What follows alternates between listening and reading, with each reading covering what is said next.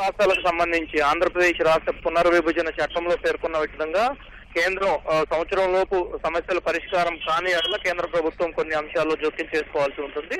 అయితే ఈ విషయంలో ఇప్పటికే రెండు రాష్ట్రాల మధ్య ఉన్నత విద్యా మండలి విభజనలో కావచ్చు, అదేవిధంగా ఏపీ జెన్కోకు సంబంధించిన ఉద్యోగుల విభజనలో, ఆస్తుల పంపకాల విభజనలో ఇట్లా పలు సమస్యలు తలెత్తుతున్న నేపథ్యంలో కేంద్ర ప్రభుత్వం తన కార్యక్రమాన్ని మొదలుపెట్టింది, తన కార్యాచరణను ప్రారంభించింది. ఇందుకోసం ఏ ఏ సమస్యలు ఉన్నాయి, ఏ ప్రభుత్వ రంగ సంస్థలు ఉన్నాయి, ప్రభుత్వానికి సంబంధించినటువంటి అంశాలు ఏవేవి ఫైనలైజ్ చేయాల్సి ఉంది, వీటన్నిటికి సంబంధించిన అన్ని అంశాల్లో కేంద్ర ప్రభుత్వం పూర్తి సమాచారం తోటి వ్యవహరించాలని నిర్ణయించింది. దీనికి అనుగుణంగానే 5 సభ్యులతో కూడినటువంటి ఒక కమిటీని ఏర్పాటు చేసింది. దీనికి కేంద్ర హోంశాఖ జాయింట్ సెక్రటరీ, సంయుక్త కార్యదర్శి కుమార్ అలోక్ నేతృత్వంలో 5 సభ్యుల కమిటీకి ప్రభుత్వం ఆదేశాలు జారీ చేసింది. దీంట్లో 5 సభ్యుల కమిటీలో కేంద్ర హోంశాఖ జాయింట్ కార్యదర్శి కుమార్ అలోక్, అదేవిధంగా ఆంధ్రప్రదేశ్ భవన్ రెసిడెంట్ కమిషనర్ అనిల్ కుమార్ సింఘాల్,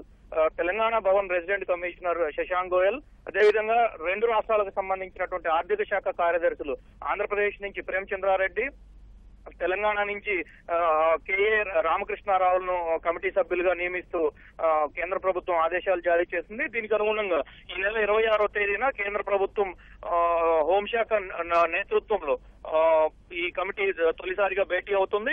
తొలుత ఏ ఏ అంశాలు ఉన్నాయి, రెండు రాష్ట్రాలకు ఆమోదయోగ్యమైనటువంటి అంశాలేవి, రెండు రాష్ట్రాలకు ఆమోదం కాని అంశాలేంటి అనేది, అదేవిధంగా ఈ కమిటీ అనుసరించాల్సినటువంటి విధి విధానాలు, వీటన్నిటిపైన కూడా తొలి సమావేశంలో చర్చించనున్నారు.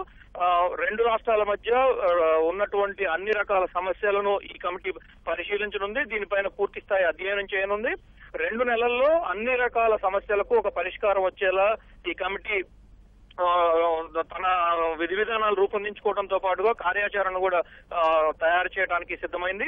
తరచూ కమిటీ కలవాలని, ఈ ప్రతి కమిటీకి సమావేశంలో కూడా అప్పటి వరకు జరిగినటువంటి తాజా పరిణామాలు, తాజా అభివృద్ధి అంశాలన్నింటినీ కూడా ఎప్పటికప్పుడు సమీక్షించుకోవాలని, విభజన సమస్యలు ఏవైతే తీవ్రతరం అవుతున్నాయో తీవ్రతరమైన అయ్యేటువంటి అంశాలని పక్కకు పెట్టి త్వరితగతిన పరిష్కారం అయ్యేటువంటి అంశాలపైన ప్రధానంగా దృష్టి పెడుతుంది. అధికారుల స్థాయిలో పరిష్కారం అయ్యేటువంటి అంశాలపైన తొలిత దృష్టి పెట్టి, ఆ తర్వాత అధికారుల స్థాయి నుంచి దాటి హోంశాఖ కార్యదర్శి, అదేవిధంగా మంత్రుల స్థాయి వరకు వెళ్లేటువంటి అంశాలను ప్రత్యేకంగా ఈ కమిటీ చూడటానికి సిద్ధమైంది. దీనికి అనుగుణంగానే రాష్ట్ర ప్రభుత్వం, కేంద్ర ప్రభుత్వాల మధ్య సమన్వయం కూడా కావాలని కోరుకుంటా ఉంది.